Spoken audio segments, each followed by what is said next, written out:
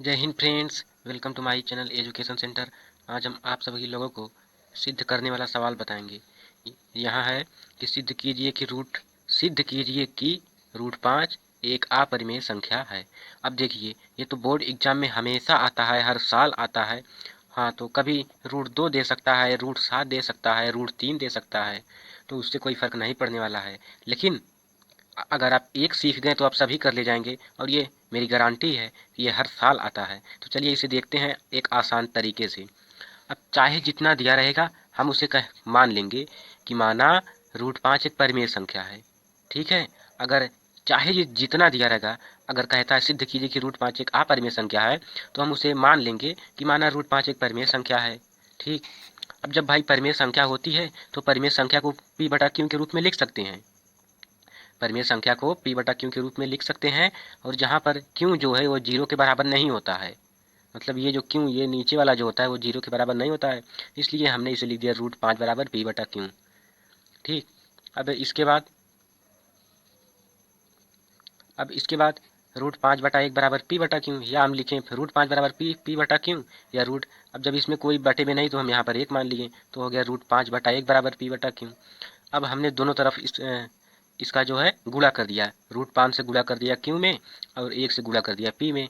जब p से गुणा किया तो ये हो गया p बराबर रूट 5 क्यू। जब रूट 5 से क्यू से गुणा हुआ तो ये हो गया रूट 5 क्यू, और ये p बराबर हो गया रूट 5 क्यू। तो फिर इसके बाद अब हम दोनों तरफ वर्ग कर देते हैं। दोनों तरफ वर्ग करने पर अब देखिए, जब इसका वर्ग करेंगे तो ये हो जाएगा p², और जब इसका वर्ग करेंगे तो ये 5 हो जाएगा, और ये हो जाएगा क्यू²। तो अब ये हो गया p² बराबर 5q²। ठीक। अब इसके बाद p² बराबर 5q²। अब हमने इसे समीकरण नंबर 1 मान लिया। चूंकि p² 5 से विभाज्य है, इसलिए p भी 5 से विभाज्य होगा। जैसे अगर 3 का स्क्वायर 3 से विभाज्य है, तब 3 भी 3 से विभाज्य होगा।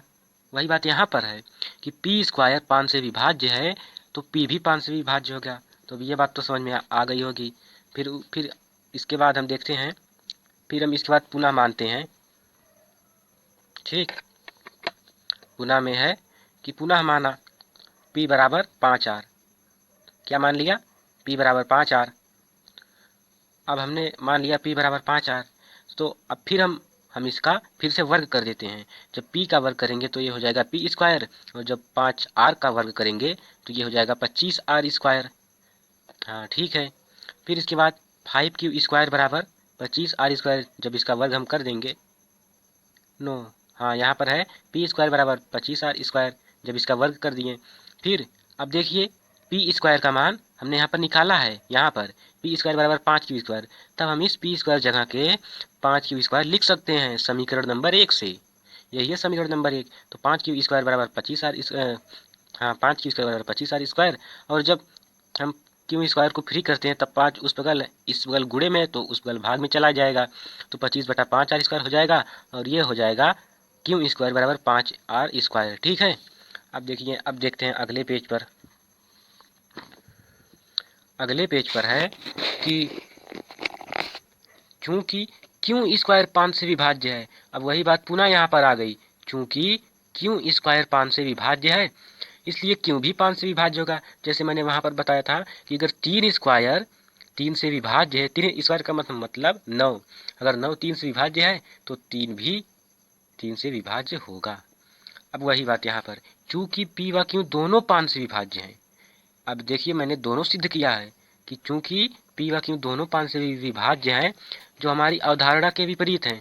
किस अवधारणा के? ये जो अवधारणा है, ये जो परिमेय संख्या होती है केवल एक ही संख्या से विभाजित होती है। एक परिमेय संख्या एक ही संख्या से विभाजित होती है, केवल एक ही संख्या से विभाजित होती है। लेकिन यहाँ पर तो दोनों विभाजित हो रही, तो ये तो गलत हो रहा है, क्योंकि हमने गलत माना था। भाई, जितनी भी अंडर रूट वाली संख्याएं होती हैं सब अपरिमेय होती हैं, इसलिए सिद्ध होता है कि अतः रूट 5 एक अपरिमेय संख्या है। तो इस तरह से हमने सिद्ध किया, और आशा करते हैं कि आपको यह वीडियो पसंद आया होगा, और पसंद आया होगा तो वीडियो को लाइक कीजिए, और चैनल पर पहली बार आए हो तो सब्सक्राइब कीजिए। जय हिंद।